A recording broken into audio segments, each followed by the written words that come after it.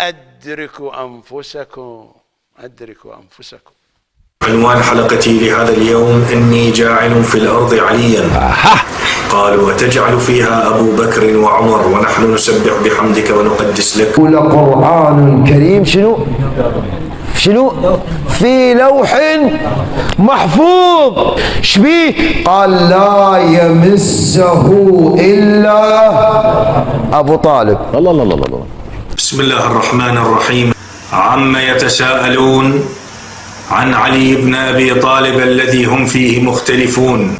وفي قوله تعالى عن أبي عبد الله عليه السلام: يا أيها الذين أوتوا الكتاب آمنوا بما نزلنا في علي نورا مبينا. الله الله الله الله. ولو أنهم فعلوا ما يوعظون به في علي لكان خيرا لهم. هذه الآيات كلها حذفت من القرآن. أمة ملعونة.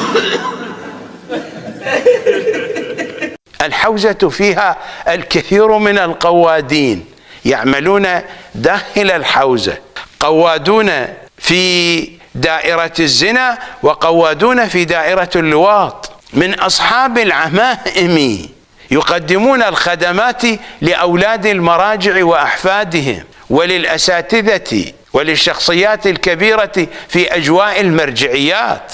أنا لا أحدثكم حديثا من دون أن أكون متأكدا من ذلك، وعندي الوثائق على هذا الموضوع. إنني أتحدث عن كبار القوم ويترفقون بالبر والإحسان وحق الحسين. هذا يجري في حوزة السيستاني وحوزة غيره، يترفقون بالبر والإحسان على اللوطيين وأمثالهم لأنهم يتعصبون لهم.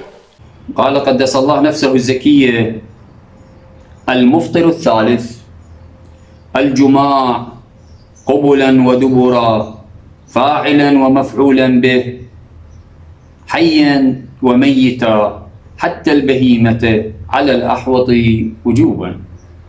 وأما سائر الاستمتاعات كاللمس بشهوة والضم والتفخيذ، والتفخيذ معلوم لديكم، والتفخيذ فلا بأس بها حتى في الرضيعة. قد ولي الأمر مثلا يرى مصلحة في أن يعقد لهذه الطفلة ولو بمقدار ساعة، فلذلك يقول فقهاؤنا أنه ما عدا هذا الدخول من سائر الاستمتاعات جائز حتى ولو بالرضيعة. زين، قد واحد يقول هذا يسبب ضرر، ممكن يسبب ضرر نفسي. هذا أمر تتقزز منه النفوس. رضيعة في قماطها،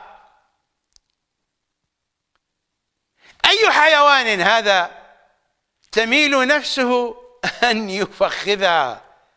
أي حيوان هذا؟ والحكاية لا تنتهي عند هذه القذارة.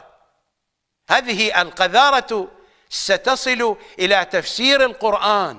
عن أبي عبد الله عليه السلام عن زرارة: سألته عن الدلك قال: ناكح نفسه لا شيء عليه. في نفس المصدر الحديث الثالث ماذا يقول؟ في الرجل ينكح بهيمة أو يدلك، يعني يدلك ذكره. سيتحول الدين إلى قذارة، إلى مزبلة، وهذا هو الذي يجري على أرض الواقع. وأصحاب العمائم في زماننا في الحقيقة هم حمار مركب على شيطان، فتنتج لنا النجف حميرا قد ركبوا على شياطين. إنه مذهب عباسي نجس قذر. مراجع النجف وكربلاء هؤلاء يبحثون عن مصالحهم، يريدون أن يورثوا هذه القذارة لأولادهم وأحفادهم. أجلس هذا المجلس كي أفضح هؤلاء، والذي ضلل أجيالنا السابقة ولا زال يضلل بقايا تلك الأجيال. أدركوا أنفسكم، أدركوا أنفسكم.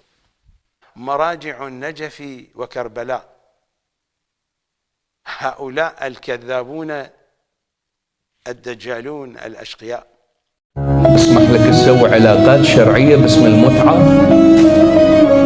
اكو رجال دمروا نفسهم ودمروا زوجاتهم ودمروا أسرهم وعوائلهم. المتعة ما خلاها الله إلك حتى تتملعب بأعراض الناس وتتملعب ببيتك وتدمر بيتك.